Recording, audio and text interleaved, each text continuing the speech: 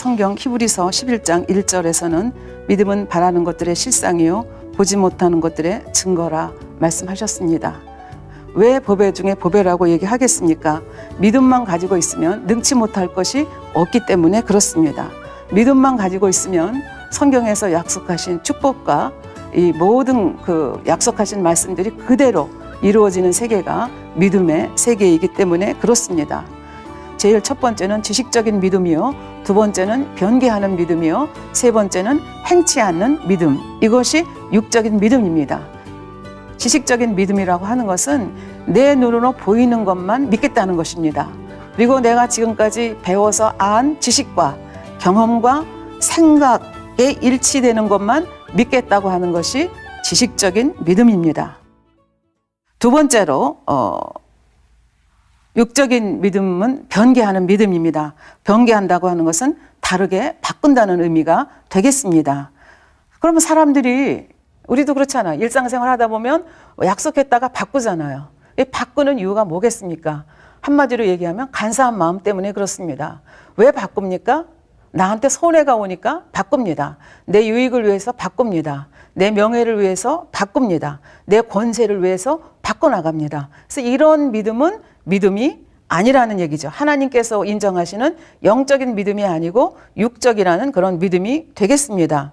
그래서 이렇게 자기 유익을 따라서 간사하게 마음을 바꾸는 그런 사람은 믿음의 역사를 체험하기가 굉장히 어렵고 또 믿음의 성장, 믿음이 계속 자라가야 되는데 믿음의 성장을 가져오기가 굉장히 어렵다는 얘기가 되겠습니다. 그래서 성경에서는 말씀하십니다. 야고보서 1장 6절에 보면 오직 믿음으로 구하고 조금 더 의심하지 말라. 그리고 7절에 보면 의심하는 사람은 무엇이든지 주께 얻기를 생각하지 말라. 그래서 의심하면 하나님의 역사가 이루어지지 않는다는 얘기가 되겠습니다. 의심하는 것은 믿음이 아니기 때문에 그렇습니다. 그래서 믿음이 성장이 더딘 것 정도로 끝나면 이 변개하는 믿음이 심각하지 않다. 그렇게 말씀을 드리겠는데 이것이 변개하다 보면 나중에는 구원에까지 지장이 옵니다. 그렇기 때문에 이 변개하는 믿음이라고 하는 것은 우리가 굉장히 경계해야 될 그런 믿음이라고 볼 수가 있겠습니다. 예를 들면 성경에도 이 변개하는 믿음을 가졌다가 멸망으로 가신 분들 얘기가 여러 번 나옵니다. 시간 관계상 한 분만 말씀을 드리겠습니다. 사도행전 5장에 나오는 아나니아와 삽비라 얘기를 여러분들은 아실 것입니다. 초대교회에 우리 사도들이 권능을 행했습니다. 그리고 예수님의 부활을 말했습니다. 그리고 권능의 역사, 하나님의 역사가 너무나 강력하기 때문에 모든 신도들이 자기가 가지고 있는 집과 밭을 팔아서 사도들의 발 앞에 갖다 놓았습니다. 그리고 공공으로 같이 가난한 사람에게 나눠주고 하면서 가난한 사람이 없이 모두 다 같이 나눠 먹는 성경에 의하면은 핍절한 사람이 없을 정도로 그런 그 공동체 생활을 초대교회에서는 하고 있었습니다. 이 모습을 보고 아나니아와 삽비라라고 하는 부부가 자기들도 그렇게 하고 싶었습니다. 그래서 밭을 팔아서 아버지 하나님께 드리기로 약조를 하고 시간이 돼서 밭을 팔았습니다. 그런데 그 밭 받은 돈을 다 드리려고 하니까 너무 많았습니다. 아까운 생각이 들었습니다. 그래서 부부가 둘이 모여서 의논을 했습니다. 이제 우리 식으로 얘기하면 밥 판 값이 5천만 원인데 여보 우리 3천만 원만 드리고 3천만 원 받았다고 하고 2천만 원은 우리가 씁시다. 이렇게 둘이 약속을 했습니다. 그런데 성령은 아십니다. 베드로 사도도 알았습니다. 그래서 이제 그 아나니아 이 남편 되시는 분이 갔다가 들어왔을 때 베드로가 물었습니다. 이게 다냐? 3천만 원 갖다 줬습니다. 이게 다냐? 그랬더니 사실은 다시 한번 자기를 돌아볼 수 있는 기회를 준 건데 아나니아가 거짓말한 거죠. 답니다. 그랬더니 베드로 사도께서 질책을 하시면서 사도행전 5장 4절에 보면 땅이 그대로 있을 때에는 내 땅이 아니며 판 후에도 내 임의로 할 수가 없더냐. 어찌하여 이 일을 내 마음에 두었느냐. 사람에게 거짓말한 것이 아니요 하나님께로다. 그러면서 질책을 당하자 혼이 떠나가서 죽는 장면이 나옵니다. 3시간 후에 그의 아내가 들어왔습니다. 무슨 일이 일어나는지 모르는 상태에서 들어왔습니다. 똑같은 질문을 베드로가 했을 때 이 삽비라도 이게 다라고 말씀을 했습니다. 또 똑같은 일이 벌어졌죠. 그래서 혼이 떠나가서 죽는 이 사건이 일어났습니다. 그래서 이런 걸 보면은 하나님을 속이는 것, 그러니까 변개한 거잖아요. 5천만 원 드리기로 했다가 3천만 원 변개하고 나중에 회개할 수 있는 기회가 있는데 그것마저 놓치는 경우를 볼 수가 있습니다. 그래서 이 부부가 하루에 3시간 간격으로 세상을 떠나는 모습을 볼 수가 있는데요. 혹시 이 이야기를 들으시는 시청자분들께서는 하나님은 너무 무서우신 분이다. 어떻게 그것 가지고 부부가 그렇게 3시간 사이로 죽을 수가 있는가, 이런 질문을 하시는 분이 계실 것입니다. 그러나 이 베드로 사도를 속였다고 하는 것은 베드로는 하나님께서 권능으로 보장하는 사도입니다. 베드로 사도를 속였다는 것은 성령님을 속인 것이 되고 하나님을 속인 것이 됩니다. 그래서 굉장히 큰 중범죄일 뿐만 아니라 그럼에도 불구하고 하나님이 이 한 가지 일을 가지고 이렇게 아나니아 삽비라를 동시에 죽이시는 그런 냉정한 하나님은 아니십니다. 하다못해 애굽의 바로 왕에게도 10번의 기회를 주지 않았습니까? 성경에는 일일이 기록이 되지 않았지만 아나니아와 삽비라도 자기도 모르는 사이에 이렇게 저렇게 속이는 일들이 아마 축적이 돼서 이것이 마지막 100%를 채우는 사건이 되었기 때문에 이런 일을 당한 것으로 생각이 됩니다. 그래서 이것이 바로 변개하는 믿음이고, 변개하는 믿음은 아버지께서 인정하지 않는 믿음이 되겠습니다. 세 번째, 육적인 믿음의 세 번째는 행함이 없는 믿음입니다. 머리로만 알고 지식적으로만 있고 행동으로는 나오지 않는 그런 것입니다. 다시 말하면 열매가 없는 믿음이라는 얘기가 되겠습니다.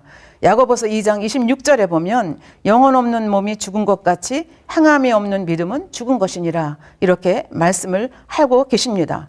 하나님의 말씀을 아는 것과 행하는 것은 별도의 사건이라는 것을 우리는 알 수가 있습니다. 낭떠러지기 나뭇가지에 어쩌다가 걸린 한 남자가 있었습니다. 밑을 내려다 보니까 시퍼런 물이 출렁거리고 있습니다. 아무도 구해줄 사람이 없습니다. 그래서 마지막으로 하나님께 울부짖었습니다. 하나님, 저를 좀 구해주세요. 한참 부르짖어 기도하다 보니까 하나님의 음성이 들렸습니다. 하나님께서 말씀하시기를 그 손을 놓아라, 이렇게 말씀하셨습니다. 이분이 순간적으로 생각했습니다. 이 손을 놓으면 나는 저 푸른 물로 떨어지는데, 그러면 나는 죽을 수밖에 없는데, 그런 생각이 드니까 또 소리를 들렸습니다. 거기 누구 다른 사람 없어요? 하나님은 믿을 수 없다는 그런 얘기가 되겠습니다. 이런 것이 바로 지식적으로는 알고 있지만 막상 행해야 될 때는 행함으로 나오지 못한다는 것을 알 수가 있습니다. 성경에 보면 심은 대로 거둔다 말씀하십니다. 그런데 우리는 생활비가 모자르면 11조나 헌금에 대해서 굉장히 인색해집니다. 11조, 온전한 11조를 내면 하나님께서 창고에 부을 수가 없을 정도로 축복해 주신다 말씀하시는데 생활이 조금 어렵다고 못 낸다고 하는 것은 결국은 하나님을 믿지 않는다는 얘기가 되겠습니다. 그러니까 행함이 없는 믿음이라고 볼 수가 있겠습니다. 낮아지고 섬기자면 하나님께서 높여준다 말씀합니다. 그런데 생각합니다. 세상을 그렇게 살면 손해보지. 어떻게 그렇게 살아?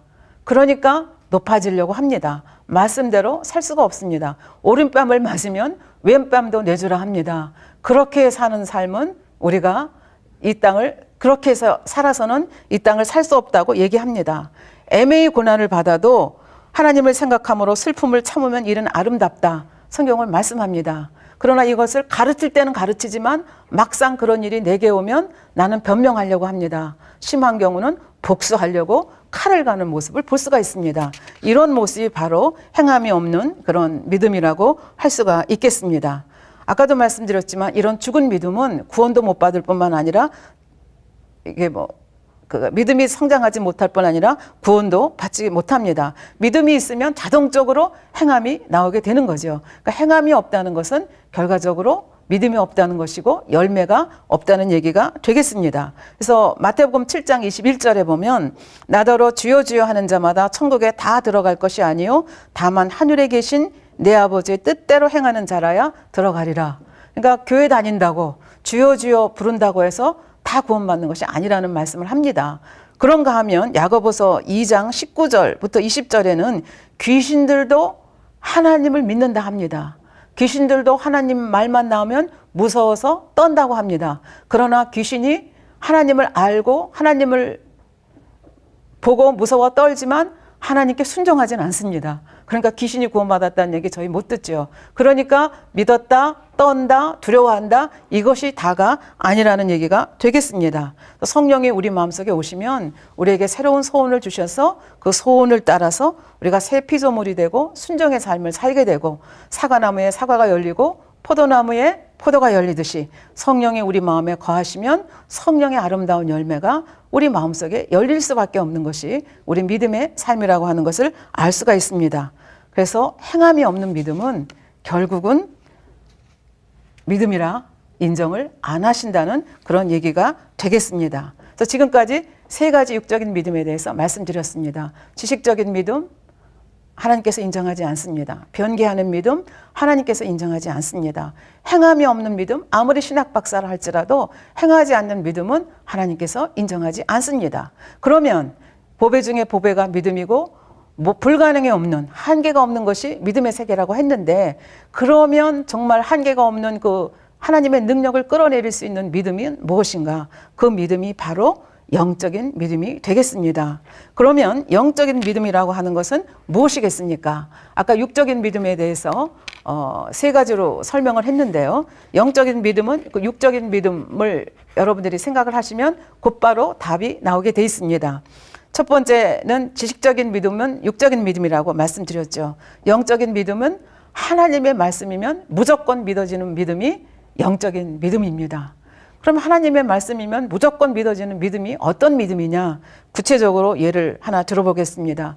아마 교회 조금만 다니신 분들은 이 여리고성, 이 무너진 사건에 대해서는 굉장히 잘 알고 계실 텐데요. 그 여리고성 함락 사건을 한번 여러분과 이 믿음이라고 하는 측면에서 한번 살펴보도록 하겠습니다.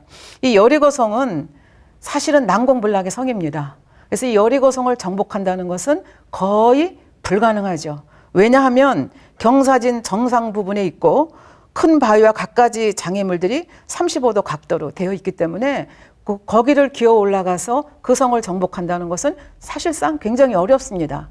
그래서 그 군데군데 망대를 설치를 해놓고 그 높은 곳에서 내려다보면 수 킬로미터가 다 보이기 때문에 적의 동태를 잘 파악할 수 있습니다. 그러니까 이 성이라고 하는 것, 이 여리고 성은 절대로 무너질 수가 없는 성이다, 이렇게 말할 수가 있겠습니다.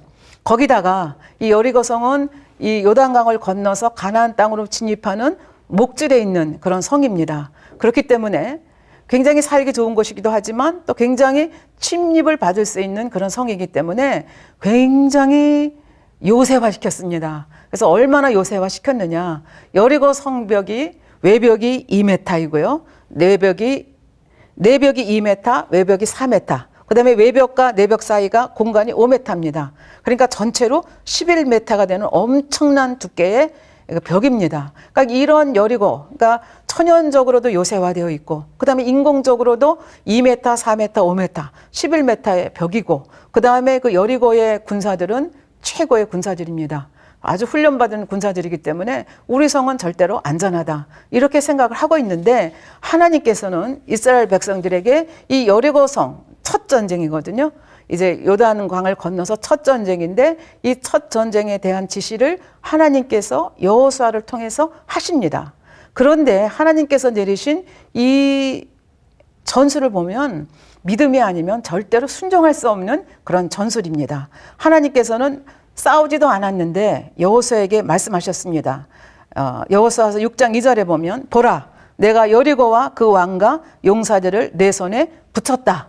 내 손에 붙였다는 것은 싸움도 안 했는데 이미 이겼다, 그 얘기입니다. 그래서 우리 아이들이 싸울 때 너 죽었어 그러잖아요. 아직 싸우지도 않았는데. 그러니까 이게 내가 승리를 지었다, 그런 얘기입니다. 하나님께서 이미 우리 이긴 싸움이야 하고 여호수아에게 격려하시는 모습을 볼 수가 있습니다. 그렇게 말씀하시면서 행동을 어떻게 할 것인가, 구체적으로 그 행동 지시를 내리시는데요.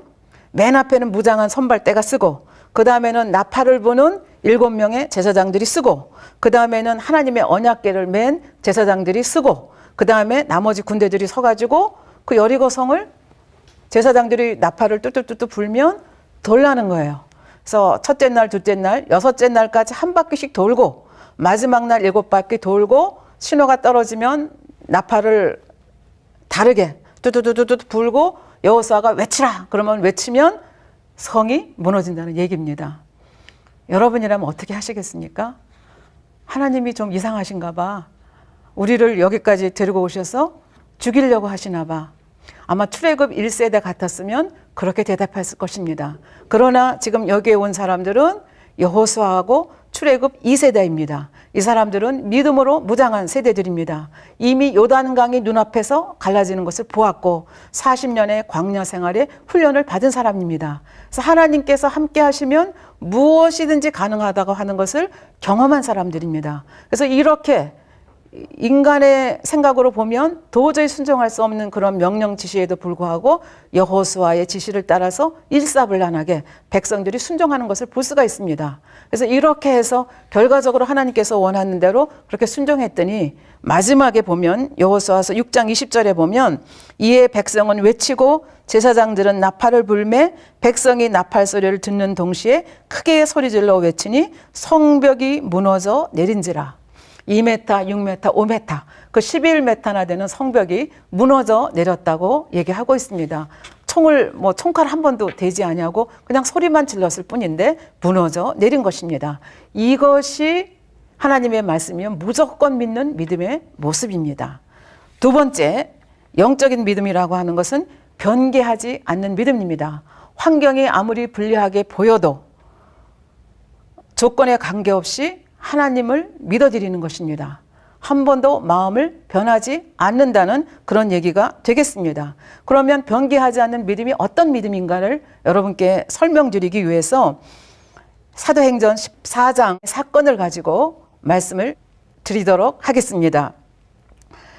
사도행전 14장 8절부터 10절에 보면 이제 1차 선교 여행을 하면서 루스드라까지 가거든요. 근데 그 루스드라에 가서 선천적으로 날 때부터 한 번도 걸어본 적이 없는 안진뱅이를 사도 바울이 권능으로 고치는 사건이 나옵니다. 그래서 사도행전 14장 9절에 보면 바울의 말하는 것을 듣거늘 바울이 주목하여 구원받을 만한 믿음이 그에게 있는 것을 보고 이 안진뱅이가 앉아서 사도 바울이 설교하는 것을 듣는데 사도 바울이 보니까 구원받을 만한 믿음이 있는 거예요. 그래서 그 자리에서 일으켜 세웁니다. 네 발로 바로 일어서라. 그랬더니 그 사람이 뛰어 걸었습니다. 그러니까 루스드라가 완전히 뒤집혀진 겁니다. 그래서 루스드라에서 굉장히 많은 제자들이 생기고 거기서 이제 복음을 활발히 전하고 있는데 이 소식을 들은 유대인 그룹이 있었습니다. 어떤 유대인 그룹인가 하면 이미 지나온 것입니다. 비시디아 안디옥과 이고니아에 있는 유대인들이 루스드라에서 사도 바울이 한 일을 듣고 괘씸하게 생각했습니다. 우리가 쫓아냈는데 우리가 죽이려고 했는데 어떻게 거기까지 가서 또 하나님의 복음을 전하는가. 그래서 이들이 먼 곳에서부터 왔습니다. 그래가지고 사도 바울을 돌로 칩니다. 근데 참 이상하죠. 루스드라의 초신자들이 그리고 거기 있는 사람들이 그렇게 그 기적을 보았으면서도 유대인들이 와가지고 뭐라고 했는지 모르겠는데 그 유대인들이 이렇게 하니까 그 미혹에 넘어가가지고 사도 바울을 돌로 치는 장면이 나옵니다. 그래서 그냥 쫓아내려고 치는 것이 아니라 죽이려고 쳤습니다. 유대인들이. 그래서 유대인들이 루스드라 그 사람들하고 합동해서 이 사도 바울의 돌 판매질을 했는데 나중에 보니까 완전히 까부러져가지고 의식이 없고 반응이 없습니다. 그래서 생각하기를 죽었다고 생각하고 그 유대인들이 이 죽었다고 생각하는 피멍이들은 이 사도 바울을 끌어다가 성 밖에 내버렸습니다. 사실은 성 안에서는 사람을 이렇게 돌로 쳐서 죽일 수 없거든요. 그럼에도 불구하고 바깥에서 온 사람들이 남의 성에 와서 그 사도 바울을 이렇게 돌판매를 쳐서 죽이는 장면을 볼 수가 있습니다. 그럼에도 불구하고 이 바나바를 비롯한 이 믿는 사람들이 돌판매에 합세한 사람도 있지만 어쩌지 못하고 가만히 있다가 이 사람들이 이제 다 그 바울의 시체를 갖다 버리고 난 다음에 조금 시간이 지난 다음에 조용히 와서 이제 바울의 시체를 찾아가려고 합니다. 왜 그랬겠습니까? 장사를 지내려고 바울의 시체를 찾으러 왔습니다. 그렇게 해서 바울의 시체를 이렇게 들여다 보고 있는데 바울이 눈을 뜨고 의식을 찾습니다. 그래서 바울이 죽지 않고 살았다는 걸 압니다. 그래서 이렇게 바울이 살아났거든요. 그럼 여러분들이면 어떻게 하겠습니까? 지금 돌로 맞아서 의식을 잃고 거의 몇 시간 동안 빈사 상태에 있었거든요. 사람이 죽었다고 생각해서 갖다 버린 상태거든요. 그러면 여러분이라면 어떻게 하겠습니까? 빨리 피 다 씻고 그 유대인들이 비시디아 안디옥에서 온 유대인들과 또 그 이고니온에서 온 유대인들이 아직도 루스드라 섬에 있기 때문에 거기 다시 들어가려고 하지 않을 것입니다. 그럼에도 불구하고 사도 바울은 내가 안전한 데로 피해야 되겠다. 내가 이렇게 몸이 돌에 맞아서 상처가 났으니 좀 치료받아야 되겠다. 그런 생각하지 아니하고 루스드라로 다시 돌아갔다고 성경은 말합니다. 왜 돌아갔겠습니까? 루스드라에서 선천성 안진뱅이를 거쳤고 많은 복음을 전했는데 사도 바울이 돌에 맞아서 죽었고 그리고 이렇게 흔적도 없이 없어졌다. 그러면 이 복음의 역사가 완전히 끝날 것으로 생각했기 때문에 사도 바울은 그렇게 할 수가 없었습니다. 그래서 자기가 몰골이 어떠냐 그것은 관계가 없었습니다. 하나님의 역사, 주님의 역사가 그곳에서 끝나면 안 되겠다 생각했기 때문에 다시 루스드라로 들어갔다고 사도행전 14장 20절에 보면 제자들이 둘러섰을 때 바울이 일어나 성에 들어갔다가 이렇게 표현을 하고 있습니다. 그리고 그 이튿날 다음 목적지인 더베로 갔다가 또 기가 막힌 것은 더베에서 다시 루스드라로 옵니다. 그리고 루스드라에서 또 복음을 전하고 다시 자기를 쳐 죽이려고 했던 이고니온과 피시디아 안디옥으로 또 갑니다. 거기 가서 또 복음을 전합니다. 그래서 그 사도행전 14장 21절 22절에 보면 21절 복음을 그 성에서 전하여 많은 사람을 제자로 삼고 루스드라와 이고니온과 안디옥으로 돌아가서 왜 돌아가는가가 나옵니다. 제자들의 마음을 굳게 하여 이 믿음에 거하라 권하고 또 우리가 하나님 나라에 들어가려면 많은 환난을 겪어야 할 것이라 하면서 격려하는 모습을 볼 수가 있습니다. 그러니까 이 사도 바울은 어떤 환경 때문에 마음을 변개하는 것이 아니고 오로지 누구 생각뿐입니까? 주님 생각, 하나님 나라 생각, 영혼들을 위한 생각밖에 없습니다. 내 생명을 조금도 아까운 것이라 생각하지 않습니다. 그러면 이 사도 바울이 어떻게 이렇게 남다른 변개하지 않는 믿음을 가질 수 있었을까에 대해서 저희들은 또 생각해 볼 수 있지 않겠습니까? 이 사도 바울은 여러분들이 아시는 바대로 기독교인들을 핍박하던 자입니다. 교회를 짓밟고 기독교인들을 색출하고 연행해서 투옥하던 자들입니다. 그러나 다메섹 석상에서 주님을 만났고 그 주님이 자기에게 은혜를 베푸시고 자기를 이방인의 사도로 써주신 것, 그것이 너무나 감사해서 평생 동안 이 주님의 사랑, 아버지의 사랑에 어떻게 갚을 수 있을까, 이 사랑을 어떻게 보상해 드릴 수 있을까, 그 생각뿐이었습니다. 그렇기 때문에 그것이 설사 생명을 앗아가는 길이 된다 할지라도 자기 생명을 포기하고 영혼들을 위해서 끝까지 마음을 변개하지 않고 나가는 모습을 볼 수가 있겠습니다. 그래서 하나님에 대한 사랑이 얼마나 특심한지를 알 수가 있습니다. 그래서 그 사도 바울이 하나님에 대한 이런 사랑을 가지고 있는데요. 이런 사랑을 로마서 8장 35절에서 이렇게 고백하고 있습니다. 누가 우리를 그리스도의 사랑에서 끊으리요? 환난이나 공고나 핍박이나 기근이나 적신이나 위협이냐 칼이랴. 아무것도 끊을 수가 없다는 얘기가 되겠습니다. 38절 내가 확신하노니 사망이나 생명이나 천사들이나 권세자들이나 현재일이나 장래일이나 능력이나 높음이나 기쁨이나 아무 다른 피조물이라도 우리를 주 예수 그리스도의 안에 있는 하나님의 사랑에서 끊을 수 없느니라. 그래서 결국은 마지막에 로마에서 참수형을 당하는 그 순간까지 그는 하나님에 대한 지조를 버리지 아니하고 조금도 마음을 변개하지 않는 모습을 볼 수가 있습니다. 마지막으로 하나님께서 인정하는 그 신앙은 행함이 있는 믿음입니다. 그러니까 지식으로 아는 데 그치지 아니하고 행함으로 증거를 보이는 그런 믿음이라고 볼 수가 있겠습니다.